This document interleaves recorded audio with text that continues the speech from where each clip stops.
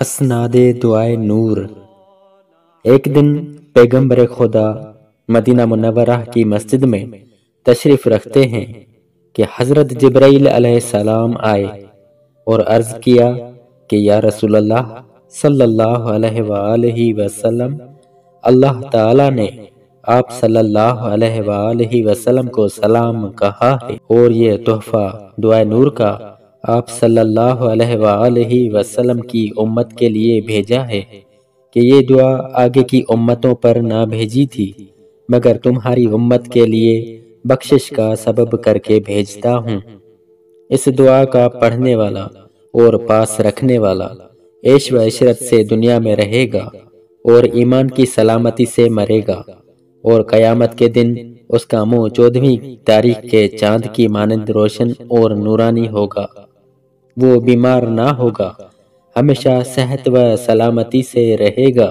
اگر جنگ پر جائے گا فتح و نصرت ہوگی اور تیر و شمشیر بندوق اس پر اثر نہ کرے گی اور کوئی مشکل اس پر نہ پڑے گی۔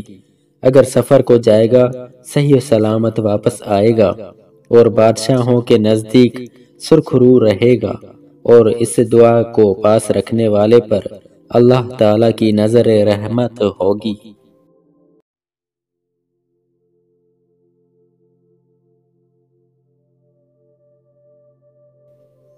بسم اللہ الرحمن الرحیم۔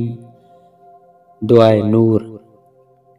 اللہم یا نور تنورت بالنور والنور فی نور نورک یا نور، اللہم بارک علینا وادفع عنا بلاءنا یا رؤوف لبیک واکرم لبیک وان یبعث من فی القبور، اللہم ارزقنا خیر الدین مع القرب والاخلاص والاستقامت ولطفک، وصلی اللہ علی خیر خلقہ محمد وآلہ واصحابہ اجمعین وسلم تسلیما کثیرا کثیرا برحمتک یا ارحم الراحمین۔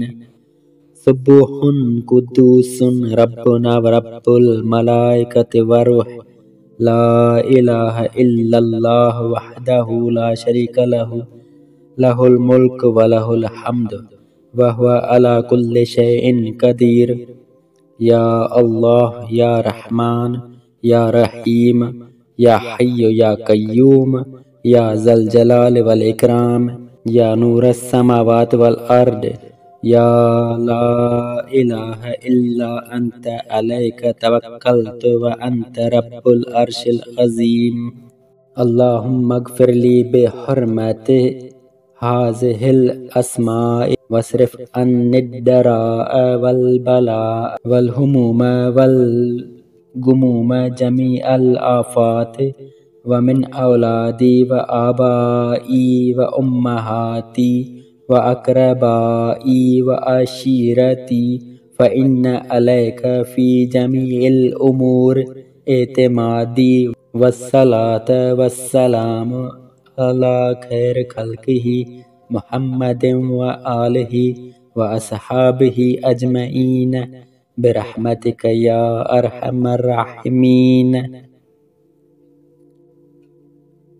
بھی ہمارے چینل کو سبسکرائب کریں اور روزانہ نئی اپڈیٹس کے لیے بیل آئیکن پر کلک کریں۔